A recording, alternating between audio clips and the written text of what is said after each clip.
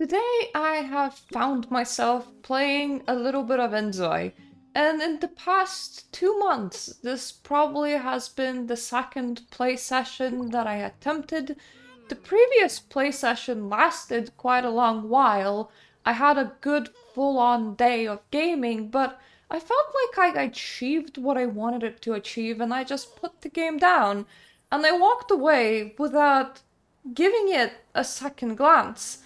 And this is not something that I would have been doing during the early The Sims 2 days or The Sims 1 days. And here's the funny bit, I can't even come back to The Sims 1 and The Sims 2 without also having that feeling of emptiness of this is just fundamentally ain't it and fundamentally not what I am looking for right now. And don't get me wrong, none of those games are bad games by themselves, but here's what happened. When I was growing up, I would play The Sims 1 quite religiously. It was one of the few games that I had. Upgrading to The Sims 2 went pretty good, and it was another Sims iteration that I really, really loved at a time. Upgrading to The Sims 3 went pretty disastrous because once the game opened up and went wider, it really lost that close-knit family feel, plus it became a buggy mess. Sims 4 didn't really solve the whole buggy mess thing, and on top of that, it became even less of a game as time progressed, which is a very odd thing to say. Inzoi is like an upgraded The Sims 3, but also it's still in early access and it doesn't have all the features that I would want in it so far. We're all waiting on Paralives, but I have a feeling that unless something changes, life simulation genre won't be able to quite sustain me the way that it used to, and the way that I liked it sustaining me, for a couple of simple reasons.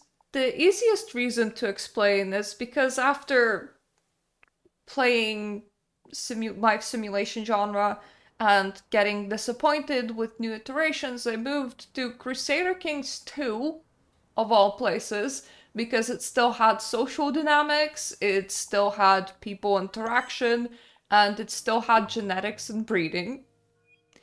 And then I moved to Crusader Kings 3, which is kind of a side grade from Crusader Kings 2. It lacks some functionality that Crusader Kings 2 has, but then has some things that are better than Crusader Kings 2. Graphics would be one of those, but Crusader Kings 3 has notification spam. Crusader Kings 2 doesn't quite have that same notification spam. Crusader Kings 2 allows you to go a lot more insane with cults and immortality and having horses rule nations. Crusader Kings 3, on the other hand, has all of Asia, China, Japan, all of those nice regions that previously was completely impossible to play. I moved there because it was the closest to a life simulator that I have had at the time. And now I'm struggling to come back. And the reason why I'm struggling to come back boils down into two categories. One, Crusader Kings plays against you. You can have a very great storyline in your mind. You can come in with a very specific goal.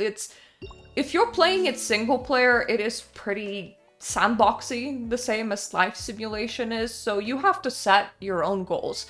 But people will be like, I want to paint the map, I want to conquer the whole map, or I want to progress from a count to a king to an emperor, or I want to eat the Pope. I want to see how fast I can get the inbred trait. The community in what they do is very diverse, and they set their own personal goals, but boy oh boy does the game play against you. You can get murdered unexpectedly. A vassal can try to overthrow you. The heir that you're grooming can say no to inheriting your traits suddenly and be like, nah, I don't want to be like that. Your heir can decide to leave your house because there is nothing for them to do. Your spouse that you married can cheat on you. Your spouse that you married can plot your assassination. Your spouse that you married might not get along with the rest of your court. It's very rare for you to just set out that you're gonna go in and do something in Crusader Kings and go in and do something. It's very rare that everything just flows absolutely perfectly. And it reminds me of The Sims 1 times. The Sims 1, the game fought against you. Needs fell pretty fast. It was hard to build relationships. You had fairly big requirements for your job. Therefore, you had very little leeway and very little time to actually spend on your sim. It was a very grindy game in a way, but it felt like you're struggling just to stay afloat. The game was even like counting the amount of days that you have played. Because it is hard to get a family that continues going in The Sims 1, the game plays against you. And over time, that watered down in every version of Sims and in every subsequent life simulator. It's easier and easier to set up the exact situation that you want and to roleplay it. Secondly, it was something that I noticed with Inzoi when I was playing it recently, that it really struck me that I like to marry old people, have kids, and then dispose of the old people. And I realized why. It is because I like my environment reacting to me unpredictably.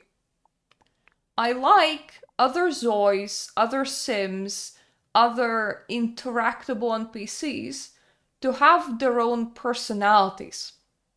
I like it when they interact towards my character with whatever personality they have, and my character gets along or clashes with them, and I like the situations that happen out of that. Tell me, now, Inzoi is a little bit less guilty of this than The Sims 4, actually, because it is kind of hard to achieve some things. Like, I was trying to be a good criminal, and it was just so easy to get caught.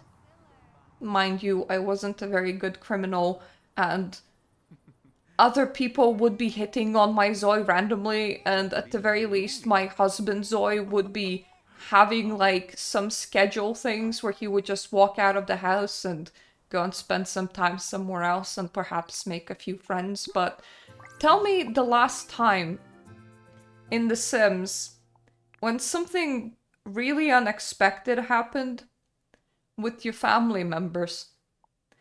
And what I mean is just leave them interacting on auto.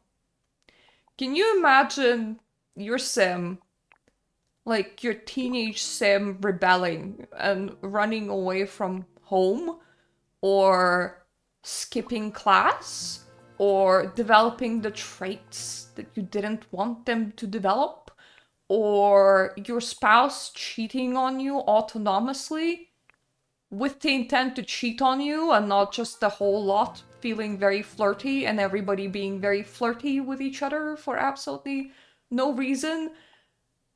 Has your spouse ever switched careers suddenly without consulting you?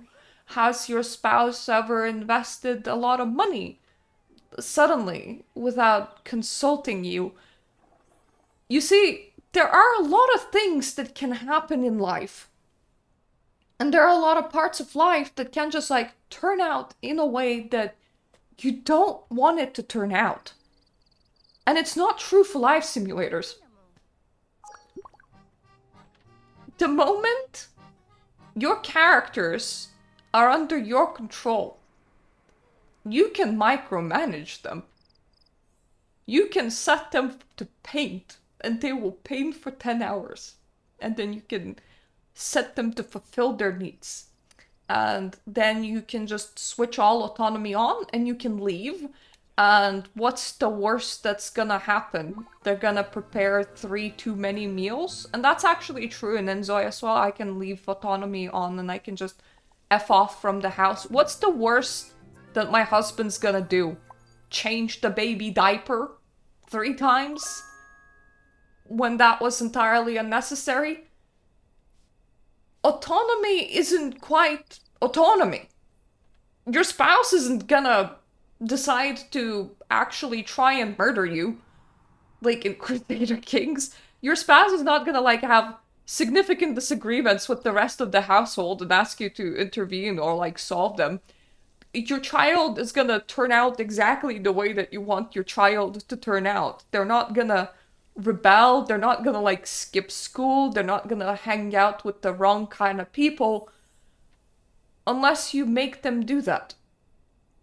Life simulators in the current iteration of Life Simulator is effectively virtual story makers. There is some unexpected events to them. Once again, current Inzoi iteration is not the worst. I suck at being a criminal, which means that I got caught multiple times, which means that I had to go to court multiple times, which means that my Zoe spent some time in prison. Mind you, this is still an early access buggy mess. But for the most part, life simulators are not actually simulating life. They're like little virtual story boxes. You want the drama? You set up your own drama. Because nothing is gonna just happen without your input. Of course, sometimes AI will make things happen, but it won't necessarily be in your household. So like, the highest chance for you to see something happen that you did not set up is for you to have no access and no control of those other characters and not have them live in your house. Hence my very weird playset of I like marrying old people and killing them off after having their babies, and mostly playing with one singular, like, character. I crave that. I crave that my game playing against me. I crave things not going my way. I crave my progeny developing traits and personality types and behaviors which I don't approve of. I crave my perfection being able to be just knocked off track by the game. But current modern life simulators, they don't do that. And even when you go into previous life simulators, you still have more control than in a game like Crusader Kings. So, what I'm trying to say is that Crusader Kings ruined life simulation for me. And when it comes to new life simulators, what I want is a game that would be playing against me. A game that wouldn't be rooting for me. A game that would make things happen without my intervention. A game that's okay with crime happening to me. A game that's okay with fires happening to me. A game that's okay with illness happening to me. A game that's okay with my spouse cheating on me or spending all the money in the casino or at randomly deciding to quit their jobs or changing the house decoration. A game where you don't have full control. A game where things can happen that might make you disagree with the game and that might make you go, that's not what I wanted and that's not what I've been planning. And currently, Inzoi has the highest chance of ever becoming that, but it's an early access buggy mess, and it's early access, and it's fairly light on features still, and I still need to poke and prod the game quite a lot to make things happen. They don't just randomly happen to me, and that's a bit upsetting, because have you tried playing Crusader Kings? Have you ever told to yourself in Crusader Kings, I'm just gonna sit on this land and I'm just gonna rule it for 100 years and nothing's gonna happen? Because no matter how many times I tried, other nations would attack me, or my own court would start drama, or my children couldn't split their inheritance properly. You always have something that just falls upon you that as completely derails all your plans that you suddenly need to take care of.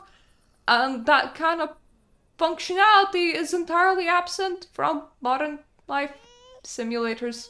So I ruined myself by going from life simulators to the grand strategy genre, and now coming back requires quite a lot of energy from me, because I have to think of my own challenges and my own little things to make the gameplay difficult for myself, because I am aware that the game will not actually try to play against me like I desire it to. And yeah, that's it. That's literally the point. That's literally my shower thought. I guess the people that are really into life simulators these days, they are, I imagine, perfectionists, and they do like their stories turning out their way, or they're playing a very specific challenge in a very specific way, and the challenge is what, another person wrote in a specific way of doing things. I used to really enjoy playing challenges as well, so that's familiar for me, but god damn it, I think I want the high drama life simulator where things just happen, and when other people in your household can act independently from you and make major life decisions. Like, imagine if you just walked in and your daughter was like, Mom, I met a guy and I'm like moving out. And you're like, no, you're not. And she's like, I'm 18. I can do whatever the shit I want. And she does it. And then 10 years later, she's like, Mom, the guy left me and I have 2 kids and I have nowhere to go. Can I like move in with you? And that's just not an experience that you can get in a life simulator, because they're just so devoid of the actual drama of life, of things that can happen, and stories that you don't need to put in the effort to set up yourself. I just really, really wish that it wasn't the case. So, sorry about this very specific rant. I hope that it resonated with somebody and not just me. And I hope that at some point we see a product that caters to niche of a niche, I imagine, because I imagine that's not how most people want their games to go. I imagine that that's just how me wants me games to go. Yeah. Anyway, thank you for watching. I hope I'm gonna see you on my other videos. Thank you so much to my Patreon supporters, and toodaloo.